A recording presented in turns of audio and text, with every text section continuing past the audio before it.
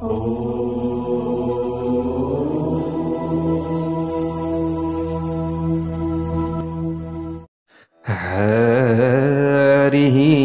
ओम स्वस्ति श्री गणेशाय नमः। ओम नमो भगवते वासुदेवाय। ओम श्री हरये नमः। ओम यौतौ शङ्खकपालभूषितकरौ मालास्थिमालाधरौ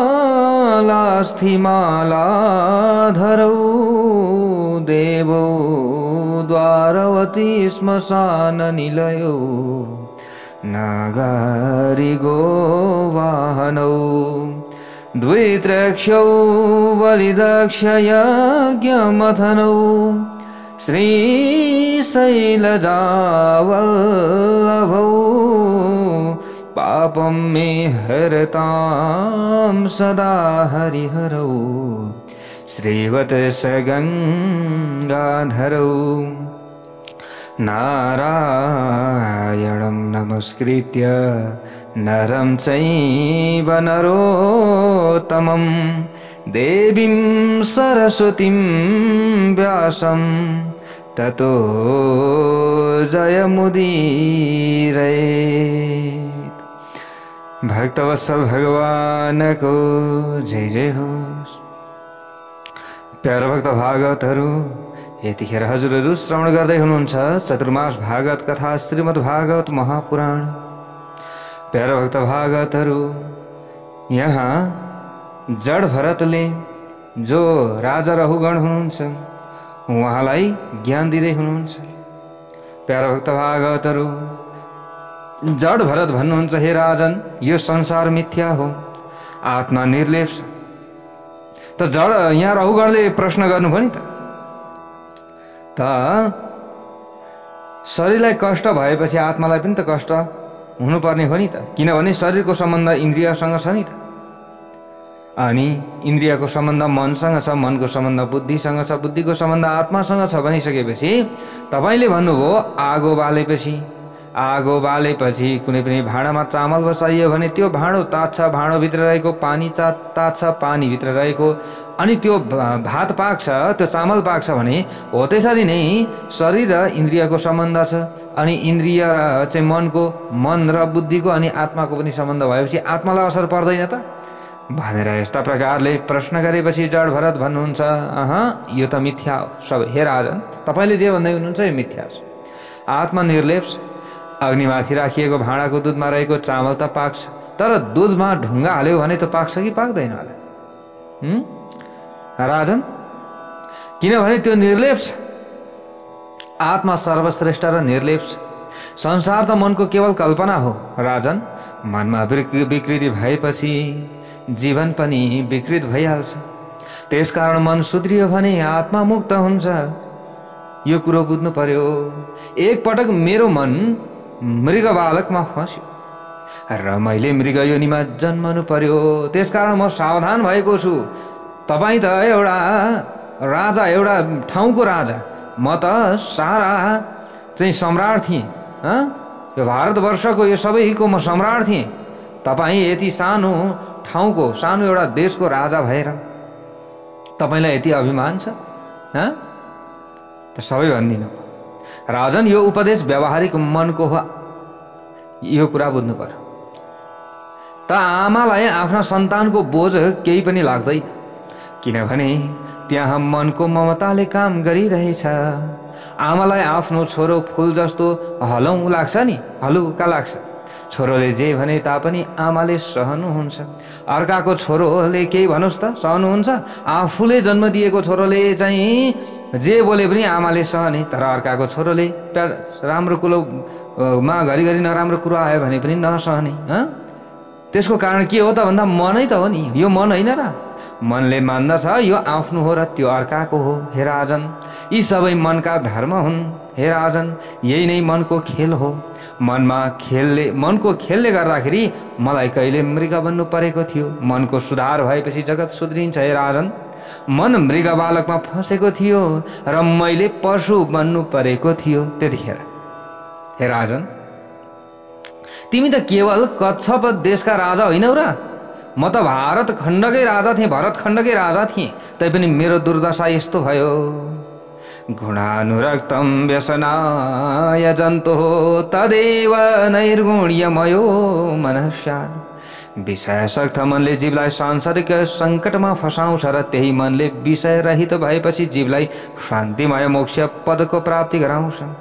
जीवको सांसारिक बन्धनको कारण रूप के हो? मन नै हो र त्यही मन मोक्षको कारण रूप पनि हो। मनुष्यको मन विषयासक्त भयो भने त्यो सांसारिक दुःख दाता बन्दछ, तर त्यही मन विषयासक्त हुनुको साटो यदि ईश्वर भजनमा लीन भयो भने मोक्ष दाता बन्दछ। विषयको चिन्तन गर्दै मन त्यसमा फस्दछ त उसको बन्धनमा आत्मा आफैलाई मान्दछ, स्वयंमा आरोपित गर्छ। यो सब मनको दुष्टता हो। त्यसकारण मनलाई परमात्मामा स्थिर गर्नुपर्दछ। हे राजन, तिमीले आफ्नो मनलाई दण्ड दियो भने यमराजले तिमीलाई दण्ड दिँदैनन्, यो कुरा बुझिराख। तर यदि तिमीले आफ्नो मनलाई दण्ड दिएनौ भने पछि यमराजको दण्ड भेट्नुपर्छ। जुन दिन जिब्राले असत्य बोल्छ नि त्यस दिन उपवास गर न। ओहो, मैले त के गरेँ? पाप गरेँ। तिमीले के गर? व्रत गर, उपवास गर। त्यो पाप कटाउने काम गर्यौ भने तिमीले के गर्यौ? आफ्नो इन्द्रियलाई दण्डित गर्यौ नि त अहिले। त पछि तिमी दण्डित हुनु पर्दैन, नभए त दण्डित हुनुपर्छ। जुन दिन केही पाप भयो भने त्यस दिन माला अलि धेरै जप्नु पर्यो। माला जप्नु पर्यो कि जुन दिन अलिक पाप हुन्छ नि त्यो दिन अलिक धेरै माला जपिहाल्नु पर्यो। भगवानको पूजा आजामा अलिकति समय लगाउनु पर्यो, ध्यान दिनु पर्यो। यसरी भनिदिनु भयो। त भरत भन्नुहुन्छ, राजन तिमी मलाई सोध्छौ म को हुँ, तर तिमी स्वयं आफूलाई सोध त तिमी को हौ? तिमी शुद्ध आत्मा हौ।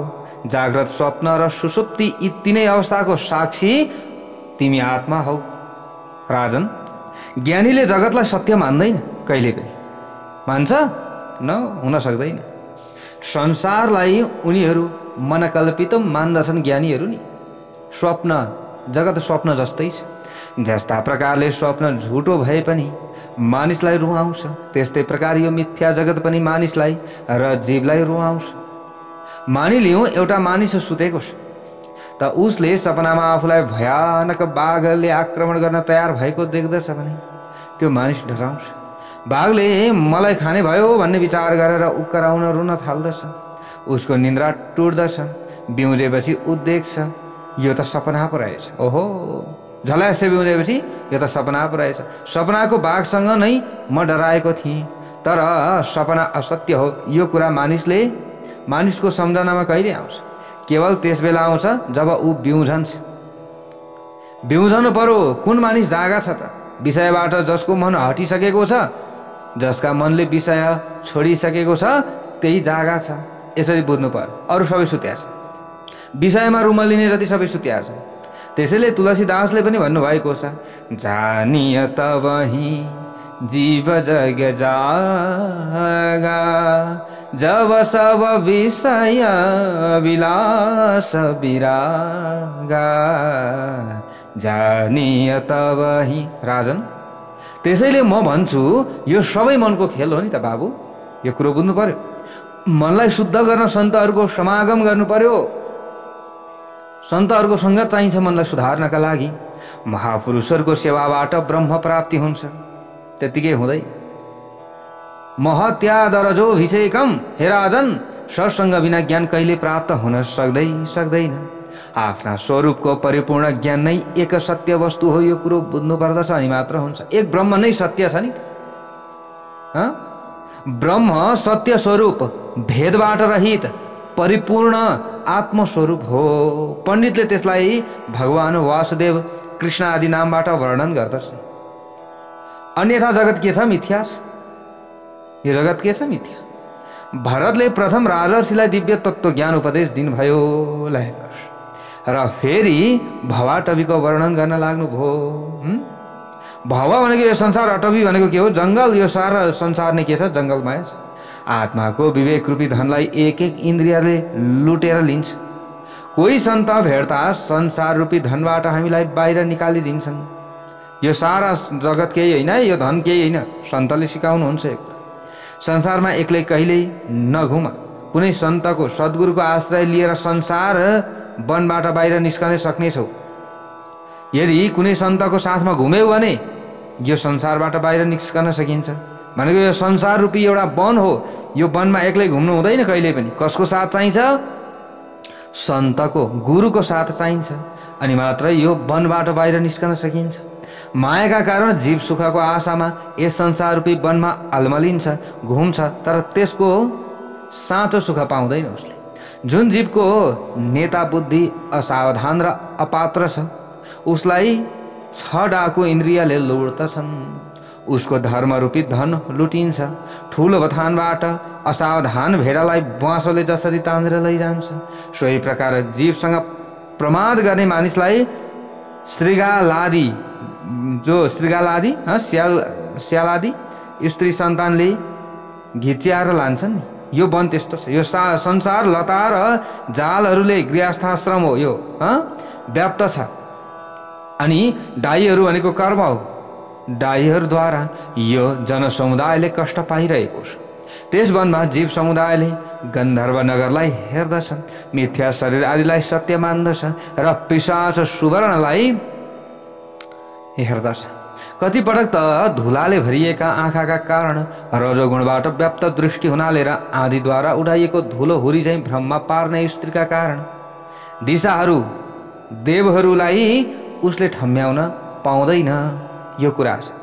त्यो जनसमुदाय भोगबाट व्याकुल भएर अपवित्र वृक्षहरू भनेको अधार्मिक मानिसहरू हुन्। अपवित्र वृक्ष भनेको यो संसारका यी वृक्षहरूको आश्रय लिन्छ। भनेको अधार्मिक व्यक्तिहरूको आश्रय लिन पुग्दछ। भोक प्यासबाट व्याकुल भएपछि एकदम घामले, चर्को घामले पोलिसकेपछि हामी के गर्दछौँ? छारी खोज्दै कुद्छौँ नि। छारी खोज्दै कहीँ शीतल रुखको फेद भए पनि बस्न पाइन्थ्यो भनेर कुद्छौँ। हो त्यस्तो अवस्थामा हामी भड्किरहेका छौँ। त्यतिखेर अधार्मिक व्यक्तिहरू छारीका रूपमा आउँछन् र उनीहरूले सर्वस्व लुटिदिन्छन्। उसलाई त तिर्खाले सताउँछ, त मृग जल पाइन्छ, निष्फल विषय पाइन्छ क्या। त्यो तर्फ दगुर्दछ व्यक्ति। कतिपटक निर्जला नदीका दुःखदायी मार्ग भनेको, निर्जला नदी भनेको दुःखदायी मार्गतर्फ दगुर्दछ व्यक्ति। जहिले पानी पाउँछ त वनका यक्ष राजाले उसको प्राण धन हरिलिन्छ। यो कुरा उसको प्राण भनेको के हो? धन हो। धन हाम्रो हरायो, धन लुटियो भने यो संसारमा हामी कति भौतारिन्छौँ होला।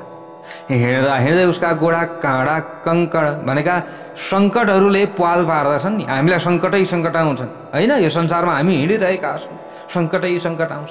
यो सङ्कटबाट बस्न पर्यो। यस सङ्घका मानिसलाई कहिले सर्प भनेको निन्द्राले रोक्दछ, हो कि होइन? निन्द्रा झ्याप झ्याप र ऊ लास जस्तो हुन्छ। कहिले उसलाई हिंसक पशु भनेको दुर्जन व्यक्तिहरूले टोक्दछन्। यो संसार रूपी यो वन जङ्गलमा हिंसक पशु भनेको को हो त भन्दा दुर्जन व्यक्तिहरू। उनीहरूले टोक्दछन्। त्यसले पनि नराम्रो भन्छ, उसले पनि नराम्रो भन्छ। ल हेर्नुहोस् त, यो सारा यो भवाटबी छैन त? यो संसार जङ्गल जस्तो भएन त? अब कहिले अन्ध भनेको विवेक भ्रष्ट भएर यो अँध्यारो इनारमा खसेर दुखी हुन्छ कि हुँदैन? यो जीव हामी हुन्छ कि हुँदैनौँ? विवेक भ्रष्ट हुन्छ नि कोही बेला। भनेको हामी अन्ध कुवामा खसेका हुन्छौँ अरे त्यतिखेर।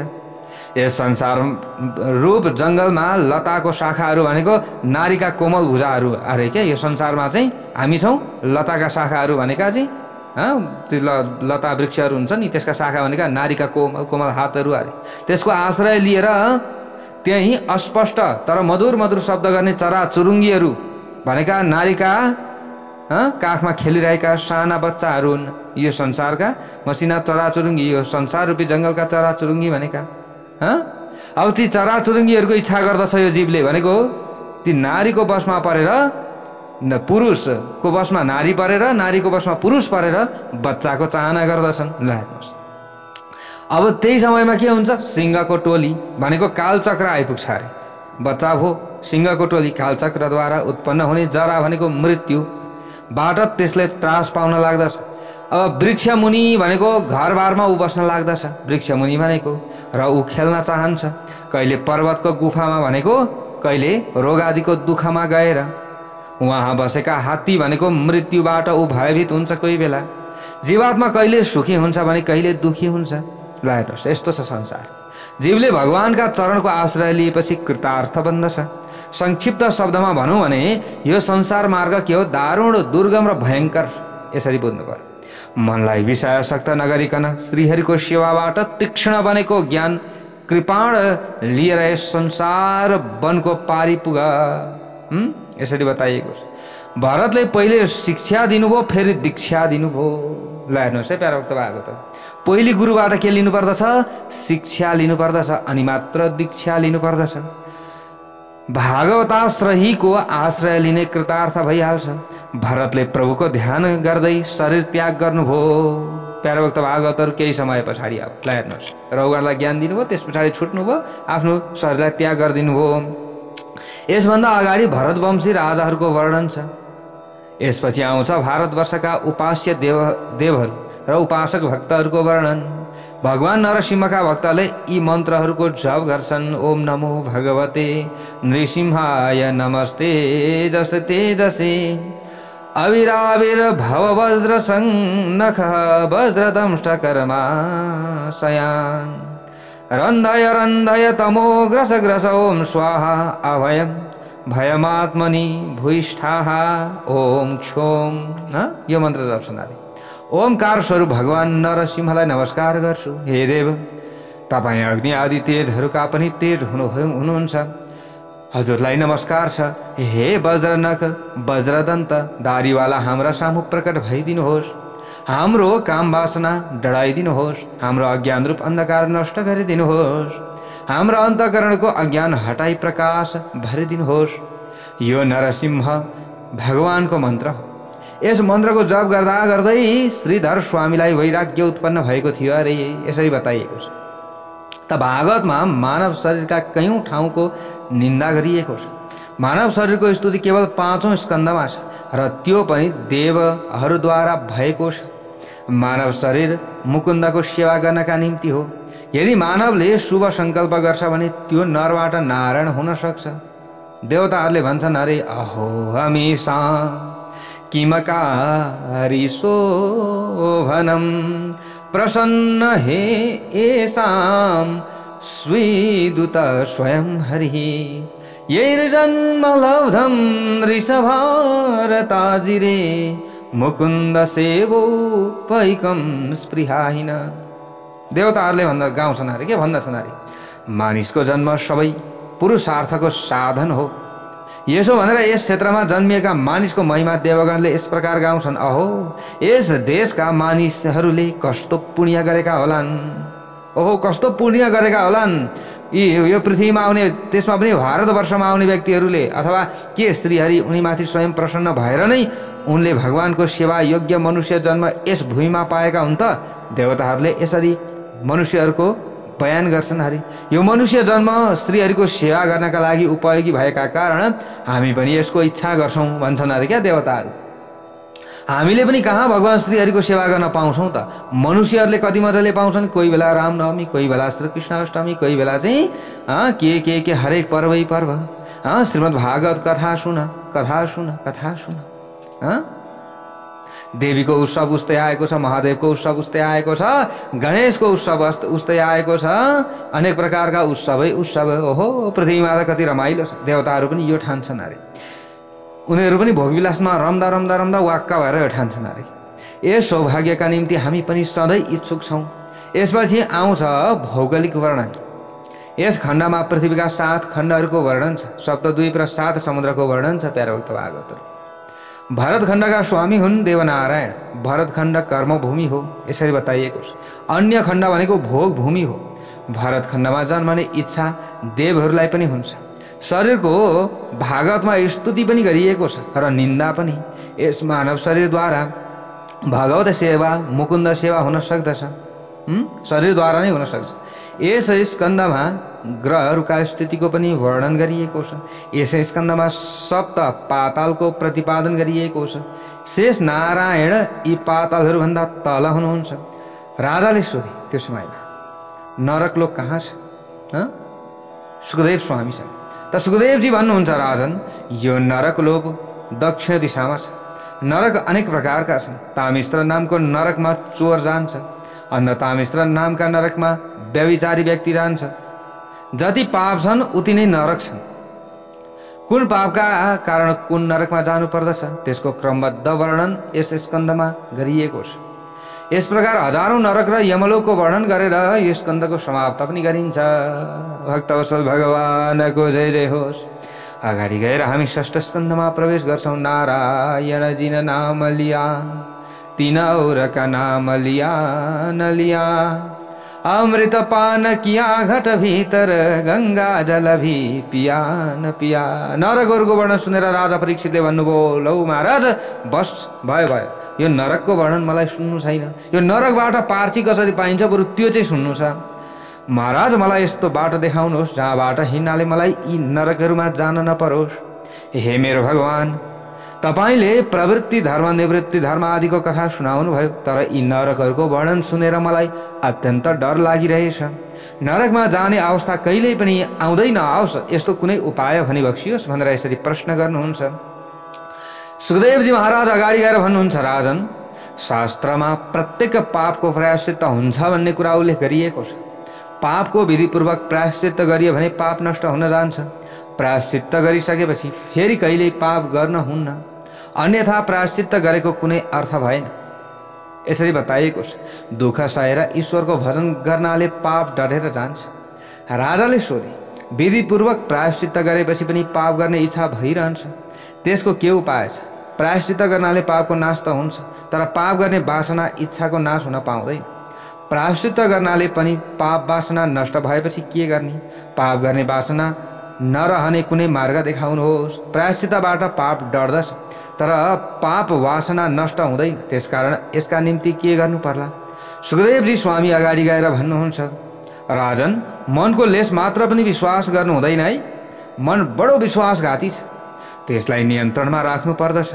मनले कहीँ एक दुई पटक छुट पायो भने नि फेरि पाप गर्न तयार भइहाल्छ क्या। यो मन यस्तो छ। पाप वासना अज्ञानबाट जागेर आउँछ। अज्ञानको मूल कारण हो अहंकार। जुन व्यक्तिले श्रीकृष्ण भगवानलाई प्राणार्पण गर्छ नि, प्राण समर्पण गर्दछ नि, उसलाई पाप गर्ने इच्छा कहिल्यै हुँदैन अरे। त्यसको अहंकार पनि नष्ट हुन जान्छ। तप, मन तथा इन्द्रियको एकाग्रता, ब्रह्मचर्य, सम मनको नियमन, दम भनेको बाह्य इन्द्रियको नियमन हो। मनको स्थिरता, दान, सत्य, शौच, यम नियम आदिबाट पापको वासना नष्ट हुन्छ।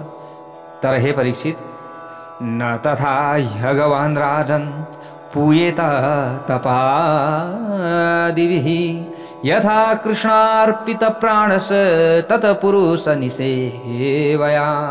भगवानलाई आत्मसमर्पण गर्नाले र भगवत भक्तको सेवा गर्नाले पापीहरू तपश्चर्यादिद्वारा भन्दा पनि बढी शुद्ध हुन्छन्।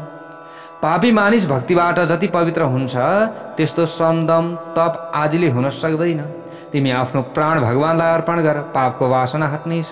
भगवान नारायणलाई जसले आफ्नो प्राण अर्पित गर्छ र जो प्रति श्वास नारायण मन्त्रको जप गर्छ नि, त्यसलाई पापले कहिल्यै कहिले छुँदैन। जसले आफ्नो प्राण श्रीकृष्णलाई अर्पित गर्दछ त्यसलाई पाप गर्ने इच्छा पनि कहिल्यै हुँदैन। प्राणार्पणको अर्थ हो प्राणबाट श्वासबाट ईश्वरको नाम जप गर। यो कुरो बुझ्नु पर्यो। प्रत्येक काममा ईश्वरसँग सम्बन्ध बनाइराख्नु पर्दछ। सतत प्रति श्वास भागवत स्मरण गर्दै रह्यो भने पापले छुने छैन र पापमा प्रवृत्ति पनि हुने छैन। यसरी बताइएको छ। गीतामा भनिएको छ, मामनुष मर युद्ध छ। प्रथम भगवानलाई स्मरण गर अनि फेरि सारा सांसारिक कार्य थाल्नु पर्दछ। सांसारिक कार्य थाल्दा पनि के गर्नु पर्दछ अरे? भगवानको स्मरण गर्नु पर्दछ। यसरी बताइएको छ। त्यसैले त हामीले बिहानै हजुरहरू समक्षमा टप्लक्क के राख्दछौँ? भगवानका गुणानुवाद आदि राख्दछौँ। किनभने हामी अब दिनभरि त काममा लाग्नु छ, बिहानको समयमा अलिकति अध्यात्ममय हामी बनौँ। त्यसका लागि हामीले कथा सुन्नु पर्दछ। त्यसका लागि हो हजुरहरू समक्ष हामीले राखे। त्यसैले आफूले मात्र सुन्ने होइन कि आफू मात्र स्वार्थी भन्ने होइन। अरूले जेसुकै भनुन्, अरूले चाहिँ यी यस्ता भनुन्, यी उस्ता भनुन् कि जेसुकै भनुन्, तपाईले अरूलाई सुन्नुहोस् भनेर भन्ने जिम्मा तपाईको हुन्छ नि त, हो कि होइन? यो कुरा हो प्यारा भक्त भागवतहरू। त्यसैले हजुरका साथी सङ्गी छर छिमेकी सबैलाई कथा सुनाउनुहोस्। म यो भन्छु प्यारा भक्त भागवतहरू, आफूले मात्र सुन्ने होइन, त्यसैले अरूलाई पनि सुनाउनु पर्दछ। यो हो। त परमात्माको ज्ञान नभएसम्म वासना नष्ट कहिले हुन सक्दैन। वासनाको मूल अज्ञान। अज्ञान नाश हुनाले ज्ञान हुन्छ। अज्ञान नै नाश भएन भने कहाँबाट ज्ञान हुन्छ? ज्ञानद्वारा अज्ञानको नाश हुन्छ। ज्ञानलाई सधैँ कायम राख्नका निम्ति प्राण भगवान श्रीकृष्ण प्रति समर्पित गरिदेऊ। अज्ञानको नाश नभएसम्म वासनाको पनि नाश हुँदैन। वासना नष्ट हुन नपाउन्जेल पाप गर्न पनि रोकिँदैन। ज्ञानीले केवल इन्द्रियहरूलाई नै विषयतर्फ जानबाट रोक्दछ, तर यसबाट वासनाको नाश हुन पाउँदैन। इन्द्रियलाई रोकेर होइन, बरु तिनलाई प्रभुतर्फ फर्काइदिनाले नै वासनाको नाश हुन पाउँछ। मन पवित्र गरी आँखा भगवत रूपमा स्थिर गर्नुपर्दछ। प्रस्तुत स्कन्धमा यहाँ 3 प्रकरणहरू राखिएको छ। एउटा छ ध्यान प्रकरण। 14 अध्यायहरूमा यस प्रकारको वर्णन गरिएको छ। 14 अध्यायहरूको अर्थ हो 5 कर्मेन्द्रिय, 5 ज्ञानेन्द्रिय, मन, बुद्धि, चित्त, अहङ्कार। यी सबैलाई परमात्माको ध्यानमा मग्न राखियो भने ध्यान सिद्ध हुन्छ भन्न खोजिएको हो। अर्को छ अर्चन प्रकरण। 2 अध्यायमा सूक्ष्म अर्चन र सूक्ष्म अर्चनको वर्णन गरिएको छ। अर्को हो नाम प्रकरण। गुण संकीर्तन र नाम संकीर्तनको 3 अध्यायमा वर्णन गरिएको छ। परमात्माको मङ्गलमय नामको जप गर्नुपर्दछ। ज्ञान मार्गी होस् या भक्ति मार्गी होस्, जो भए पनि ईश्वरको साधना र ध्यान नगरी काम बन्दैन।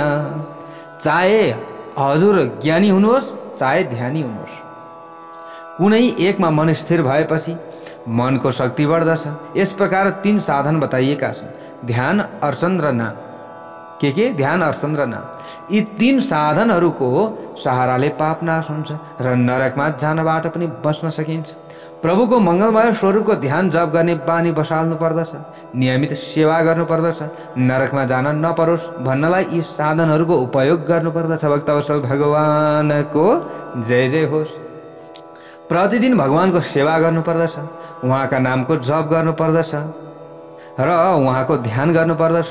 इन्द्रियलाई भक्ति रसमा नडुबाइकन वासना नष्ट कहिले हुने छैन। भक्तिका सहाराले जीव भगवानका नजिक जान्छ। महारानी यमुना भक्तिको रूप हुनुहुन्छ। उनैले ईश्वरसँग जीवको सम्बन्ध जोडिदिन्छन्। भक्तिद्वारा जीवको ब्रह्म सम्बन्ध हुन्छ। ध्यान, अर्चन र नाम स्मरण यी 3 साधनद्वारा भक्ति दृढ हुन्छ भनेर बताइएको छ। परमात्माको ध्यान नगरेसम्म मन शुद्ध हुँदैन। व्रतबाट द्रव्य शुद्धि हुन्छ तर मन शुद्धि हुँदैन नि। व्रतबाट के हुन्छ? द्रव्य चाहिँ शुद्धि हुन्छ। दान गर्नाले भगवानको प्राप्ति, दान गर्नाले हाम्रो शुद्धि हुने भयो, धन शुद्धि हुने भयो। तर भगवानलाई प्राप्ति गर्नु छ भने के गर्नु पर्यो? ध्यान गर्नु पर्यो, भगवानको सेवा गर्नु पर्यो। दानको फल हो लक्ष्मी। कसैलाई दान गर्नुभयो भने त्यो दानको 2 गुणा बढ्छ अरे के।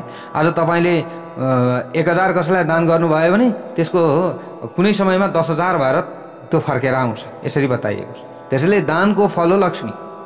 गीतामा पनि भनिएको छ, नाहम वेदैर न तपसा न दानेन न चेज्यया। वेद, तप, दान र यज्ञबाट भगवानको प्राप्ति हुन सक्दैन।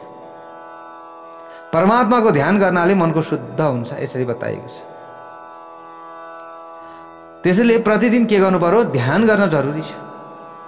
ध्यानमा एकाग्रता हुन सकेन भने नाम स्मरणको आवश्यकता पर्दछ। यी 3 एकै साथ हुन सकेन भने केही कुरा छैन। तर कुनै पनि एकलाई त समात्नै पर्दछ। साधन बिना सिद्धि कहिले पनि प्राप्ति हुन सक्दैन। मानिसलाई आफ्नो जीवन लक्ष्य निश्चित गर्न आवश्यक छ। एउटै ध्येय बिना जीवन बिना माझीको नौका जस्तो हुन्छ, यसरी बुझ्नु पर्यो। त्यसैले साधना गर्नु पर्यो। के गर्नु पर्यो? साधना गर्नु पर्यो। यस कलिकालमा अरूले केही हुँदैन, त्यसकारण नाम स्मरण गर्नु जरुरी छ। कलियुगमा भगवानको नाम जप्न जरुरी छ। कलियुगमा कलिकालमा नाम सेवा प्रधान मानिएको छ र कथा प्रधान मानिएको छ। कथा सुन्नुपर्छ। कथा। कलियुगमा स्वरूप सेवा छिट्टै फलदायी हुँदैन। स्वरूप सेवा हुन त उत्तम हो, तर त्यसमा पवित्रताको बडो आवश्यकता छ। कलियुगमा मानव यस्तो पवित्र रहन सक्दैन। त्यसकारण कलियुगमा नाम सेवा नै मुख्य हो भनिएको छ। अदृश्य वस्तुको नाम जप्नाले त्यस नामको स्वरूप प्रकट होला। प्रत्यक्ष साक्षात्कार हुने बेलासम्म प्रभुको नाम लिनेले एक न एक दिन प्रभुको साक्षात्कार गर्न पाउनेछ। सीता ध्यानपूर्वक यस्ता प्रकारले नाम स्मरण गर्नुहुन्थ्यो। रुखका प्रत्येक पातबाट रामध्वनि गुन्जिन्थ्यो अरे त्यो समयमा। त सीताले यसरी स्मरण गर्नुहुन्थ्यो, ध्यान गर्नुहुन्थ्यो र प्रत्येक पातबाट रामको ध्वनि उहाँले सुन्नुहुन्थ्यो। परमात्माको नाममा निष्ठा हुनु बडा कठिन छ। नाम स्मरण गर्दा जिब्रो थामिन्छ। पापले जिब्रालाई समातिरहेको हुन्छ। घरमा पाइला पाइलामा भगवानको नाम लियो भने पाइला पाइलामा यज्ञको पुण्य प्राप्त हुन्छ, यसरी बताइएको छ। यसो त यो अतिशय सजिलो देखिन्छ बोल्नका लागि, तर बडा कठिन हुन्छ गर्नमा, हैन र? काममा अटल निष्ठा राख्नु पर्यो। परमात्माको नाम सतत जप गर्ने बानी भयो भने मृत्यु पनि उज्यालो हुन्छ अरे के। काम सधैँ हातमा राम मुखमा राम हातमा काम भनिन्छ नि, हो यो भयो भने के हुन्छ? जीवन सुध्रिन्छ। अन्तकालसम्म ब्रह्मनिष्ठ कायम राखी छाड्नु सजिलो छैन नि, त्यति सजिलो कहाँ छ? नाम निष्ठाको सिवाय कलिकालमा आफ्नो उद्धारको अरू कुनै उपाय छैन। राम नाम लेखिएको ढुङ्गो उत्रियो, बरु रामद्वारा फालिएको ढुङ्गो भने उत्रिएन। यो हो कि है? आफै बुझ्नु होला। भगवान रामले पनि त राम सेतु बाँध्नका लागि ढुङ्गा फाल्नु भएको थियो नि, त्यो ढुङ्गो उत्रिएन। तर बानरहरूले राम नाम लेखेर फालेको ढुङ्गो के भएको थियो? उत्रिएको थियो, पुल बन्यो त्यसले। ल हेर्नुहोस् त, तार्ने बन्यो नि त। राम नाम लेखिएको ढुङ्गाले तारिदियो। यो कुरो बुझ्नु पर्यो। एकपटक रामचन्द्रलाई मनमा बडा आश्चर्य उत्पन्न भयो। उहाँले सोच्नु भयो, अरे मेरो नाममा लेख्दा ढुङ्गो उत्रिएको थियो र बानरहरूले समुद्रमा पुल बाँधे। म पनि हेरौँ है त, मेरा स्पर्शले यो ढुङ्गो उत्रने हो कि होइन। यो सोचेर कसैले पनि थाहा नपाउने गरी उहाँ समुद्रको किनारमा जानुभएछ र समुद्रमा ढुङ्गा फ्याँक्नु भयो। तर सबै ढुङ्गा पानीमा डुब्यो अरे क्या प्यारभक्त भागवत। ल हेर्नुहोस् है, त साक्षात् म राम हो नि त। अरूले राम लेखेको त्यो ढुङ्गा उत्रिन्छ भने साक्षात् रामले छोएको, रामले फालेकै ढुङ्गा त उत्रिनु पर्यो नि त। तर डुब्यो अरे त्यो। त रामचन्द्रलाई आश्चर्य भयो त्यो समयमा, अरे यस्तो किन भयो? मेरो नाम लेख्दा ढुङ्गा किन उत्रिए? मैले फाल्दा किन डुब्यो? हनुमानले यो लीला लुकेर हेरिरहनु भएको रहेछ प्यारभक्त भागवतहरू। कसैले देखेन भनेको, तर हनुमानजीले त हेरिराख्नु भएको रहेछ। श्री रामचन्द्रलाई जब निराश भएर फर्किएको देखे हनुमानले, तब हनुमानले बाटोमा रोकेर दर्शन गरे भने रामचन्द्रले उनलाई सोध्नुभयो, मेरो नाम मात्रले पहिले ढुङ्गा उत्रिएका थिए, तर आज मैले स्वयं पानीमा ढुङ्गा फ्याँकेँ, ती किन डुबे? आखिर यस्तो किन भयो? हनुमानजीले उत्तर दिनुभयो, अरे यो त स्वाभाविक हो नि प्रभु। जसलाई रामचन्द्रले नै फ्याँकिदिने, तिरस्कृत गरिदिने, अनि त्यसले नडुबेर के गरोस् त? हेर्नुहोस् है, कस्तो सठिक उत्तर आयो। त हजुरले नै फालिदिएपछि जसलाई हजुरले त्याग गरिदिनुहुन्छ त्यो नडुबेर को डुब्छ त अरू? यसको मतलब यो, यसको मतलब हामीले बुझ्नु पर्यो, जसलाई भगवानले लत्याइदिनुहुन्छ नि, फालिदिनुहुन्छ नि यो संसारमा, अब त्यो यो संसारमा नडुबेर को डुब्छ? जसको हृदयमा राम लेखिएको छ नि, अब त्यो नउत्रेर को उत्रिन्छ त? भक्तवत्सल भगवानको जय जय होस्। प्रभुले त्याग गरिदिएकाले त्यो ढुङ्गा डुबे प्रभु। जसलाई प्रभुले आफ्नो भन्नुहुन्छ नि, तिनमा राम नाम लेखिएको हुन्छ, तिनमा राम नाम लेखिएको थियो र ती उत्रिए। जो शक्ति प्रभुका नाममा छ त्यो हातमा छैन। भक्तवत्सल भगवानको जय जय होस्। राम नाममा जो शक्ति छ नि, त्यो स्वयं राममा पनि भएन अरे। आफ्ना जीवनमा रामले केही मानिसको उद्धार गर्नुभएको थियो, तर उहाँका नामले आजसम्म अनेकौं व्यक्तिहरूको उद्धार भइसकेको छ। नाम जपको महिमा अनौठो छ प्यारा भक्त भागवतहरू। जप गर्दा चिनाको ग्रह पनि बदलिन्छ अरे। आफैको विचार गर्नु होला। त ग्रह लाग्यो भने के गरिन्छ? घरमा रुद्री लगाइन्छ, भगवानको पाठ सुनिन्छ, जप गरिन्छ, त त्यो ग्रह पनि बदलिन्छ अरे के। त हामीले के भनौँ? तुलसीदासले नै यहाँ भनेको सुनौ न, के भन्नुभएको छ? मन्त्र महामणि विषय ब्यालके मेटत कठिन कुअङ्क भालके भाव कुभाव नखाल सहु नाम जपत मङ्गल दिशि दसहु। ल हेर्नुहोस्, जनाभाइ हुनुहुन्थ्यो, उहाँले जप गर्नुहुन्थ्यो। जनाभाइ गोबरका गुइठा बनाउनुहुन्थ्यो अरे क्या। एकजना जनाभाइ भन्ने हुनुहुन्थ्यो, उहाँले गुइठा बनाउनुहुन्थ्यो। तर कसैले चोरेर लगिदिन्थ्यो अरे त्यो गुइठा। जनाभाइले नामदेवसँग यस विषयमा उजुर गर्नुभएछ। नामदेवले भन्नुभएछ, गुइठा त सबैका एक नाश हुन्छन्, यी तिम्रा हुन् भनेर कसरी थाहा पाउने त? त्यो कुरालाई मलाई भन त। ल तिमीले बनाएको त्यो गोबरको गुइठा हरायो अरे, अरूले बनाएको पनि त गोबरको गुइठा एउटै हुन्छ। तर थाहा पाउने त्यहाँ हुनु पर्यो नि त, केही प्रमाण हुन पर्यो। त्यो के छ त? जनाभाइले भनिन् अरे, यो त बडा सजिलो छ नि प्रभु। गुइठालाई कानका नजिक लगेपछि त्यसबाट विठ्ठल भन्ने ध्वनि सुनियो भने ती सबै मेरा हुन्। जनाभाइले यसरी भनिदिनु भएछ। जनाभाइले गुइठा बनाउँदाखेरि बडा ध्यानसँग विठ्ठलका नामको ध्वनि सुन्थिन। ल हेर्नुहोस्, तब उनले जनाभाइलाई भने, प्यारा भक्त भागवतहरू, नामदेव म होइन, तिमी नै हौ। ल हेर्नुहोस्, त जनाभाइले भन्नुभएको थियो नि त, विठ्ठल भन्ने नाम आउँछ भनिसकेपछि नामदेवले बुझ्नु भएछ, ओहो म पनि त भगवानको भक्त हुँ। तर म भन्दा त यी अगाडि रहेछन् नि त, किनभने त यिनले त कामका साथमा भगवानको नाम जप्ती रहेछन्। गुइठा बनाउँदा जनाभाइ विठ्ठलको नाम जपमा यस्तो तल्लीन हुनुहुन्थ्यो अरे कि जड गुइठाबाट पनि विठ्ठल विठ्ठल भन्ने ध्वनि सुनिन्थ्यो अरे। हेर्नुहोस्, जपको सङ्ख्या र फलको चर्चा यसभन्दा अगाडि गरिएको छ। प्यारा भक्त भागवतहरू, अब त्यो के रहेको छ, कस्तो प्रसङ्ग आउँछ, भोलिको भागमा हजुरहरूले श्रवण गर्न पाउनुहुनेछ। भक्तवत्सल भगवानको